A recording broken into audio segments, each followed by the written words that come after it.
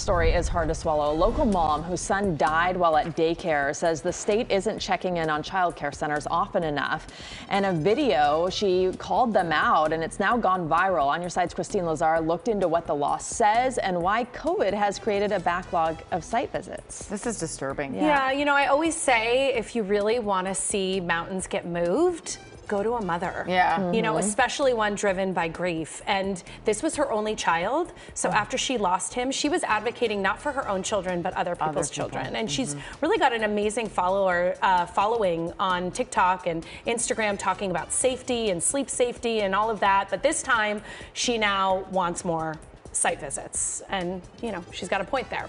In 2019, state regulations changed to require on-site visits to daycares and preschools from every 3 years to once a year. But because of the COVID shutdown and funding issues, the state admits childcare sites are often going years without an on-site inspection.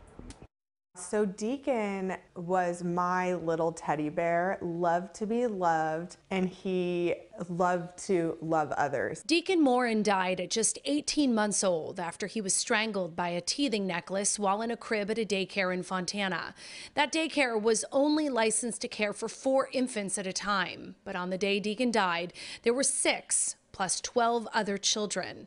In the aftermath, his mother, Danny, took to social media to advocate for more frequent in-person inspections by the state's licensing department, helping to push a new law in 2019 that moved visits from at least once every 3 years to annually. And I felt like, you know, I was doing something in my son's name that was going to help out my community. Recently, one of Morin's TikTok videos has gone viral with more than 1.6 million views. I'm so angry right now. I hope that somebody from the news sees this video. Morin was looking for preschool for her second child, 3-year-old Brett, when she realized that many of the schools in her area were not getting an annual visit. Not in 1 year, not in 2 years, some 4 years have not been checked, even prior to COVID. We looked too and found many of the daycares and preschools in the LA area have also not had a site visit since before the pandemic. Help me understand why these have not been checked.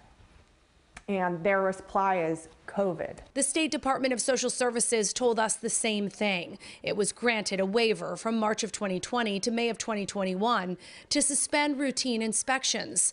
They have since resumed, but now there's a backlog. And a department spokesperson tells us there's not enough funding to support annual inspections, despite the updated law.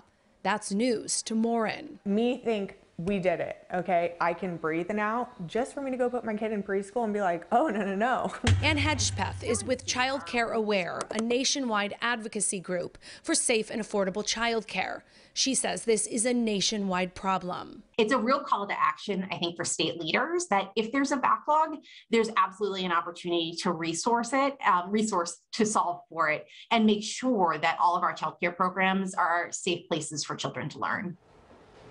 Now, I did ask the state when they expect to get through their COVID backlog, and they would not give a time frame. Now, I will say if you have a complaint about a daycare or a preschool and you contact the state, that will prompt them to go out there. So they are still going out when there's complaints. They are still issuing citations. But in terms of the, you know, just unannounced site visits that happen annually, no matter what happens with the school or what's happening there, those obviously are not happening. And by then annually. it could be too late. Yeah. Right? Yeah, so look, when you're researching preschools, when you're researching daycares, you still want to use the state's site. There's a lot of really helpful information on there. And if you have your child going to one of these centers and you see something that you think isn't right, contact the state. That will launch an investigation. That will prompt them to go out there. But Danny obviously is hoping that they start going out there annually and they get through this backlog. Well, as they're supposed to. Yes. And, you know, I mean, the problem right now, we're seeing it in so many different sectors. There aren't enough workers. We get it. But eventually we do have to catch up to what, you know, if we're all going to return to normal. Right, then we need to return to normal. Yeah, and they say it's a funding issue, but I I have to say, as a parent in California, what is more important to spend money on than the safety and health of our children? Yeah.